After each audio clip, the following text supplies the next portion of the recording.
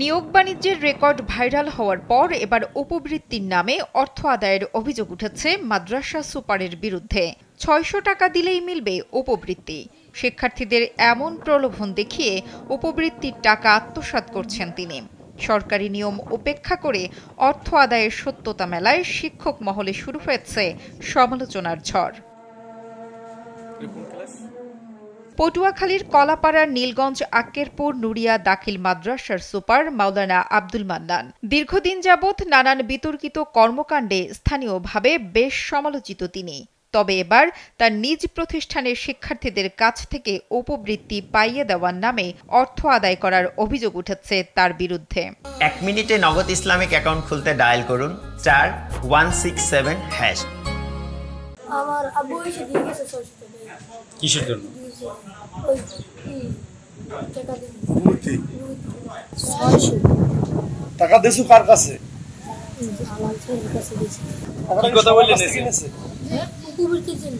এলাকাবাসী জানান, শুধু অর্থ আত্মসাৎই নয়, মাদ্রাসায় না গিয়ে বাসায় বসে নিয়মিত অফিস করেন প্রতিষ্ঠানটির সুপার মাওলানা আব্দুল মান্নান।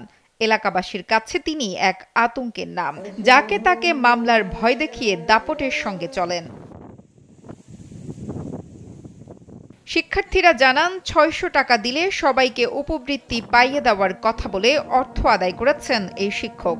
এছাড়াও অনেক শিক্ষার্থীর কাছ থেকে বিগত দিনে ঘুষ নিলেও উপবৃত্তির তালিকা থেকে নাম বাদ পড়ে তাদের। পরে টাকা ফেরত চাইলে সেই টাকাও দেননি অভিযুক্ত শিক্ষক মান্নান।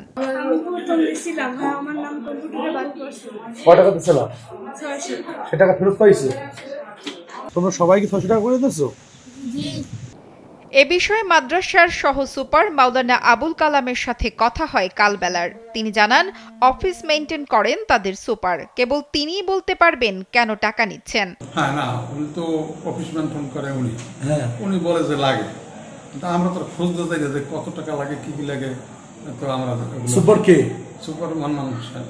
তবে সব অভিযোগ অস্বীকার করে অভিযুক্ত সুপার মাওলানা আব্দুল মান্নান জানান, ৬০০ টাকা নিয়েছেন শিক্ষার্থীদের বেতন হিসাবে, এর চেয়ে বেশি কোনো টাকা তিনি নেননি। আমি টোটাল ভর্তি থেকে এই ষষ্ঠ শ্রেণীর ছাত্রদের ভর্তি থেকে এই পর্যন্ত টোটাল ৬০০ টাকা। মাননীয় প্রধানমন্ত্রী কি এই জন্য উপবৃত্তি দেন যে উপবৃত্তির টাকা থেকে আপনি টাকা নিয়ে নেন? এদিকে বিষয়টি তদন্ত করে পরবর্তীতে ব্যবস্থা গ্রহণ করা হবে বলে জানান কলাপাড়া উপজেলা নির্বাহী অফিসার রবিউল ইসলাম। আমরা যথাযথ তদন্ত করব। সবচেয়ে ভালো হয় যদি একটি লিখিত আমরা একটা আবেদন পাই, তার ভিত্তিতে আমরা তদন্ত প্রতিবেদন করে যদি কারো আর্থিক অনিয়ম পাই, আমরা অবশ্যই দোষীদের বিরুদ্ধে যথাযথ ব্যবস্থা নেব। স্থানীয় অভিভাবকরা বলছেন, একটা শিক্ষা প্রতিষ্ঠানের গুরুত্বপূর্ণ দায়িত্বে থেকে বারবার এমন অপরাধ কর্মকাণ্ডে নিজেকে জড়িয়ে শিক্ষকদের মতো মূল্যবান পেশার অপমান করছেন মাওলানা মান্নান। নুসরাত জাহান কলি, কালবেলা।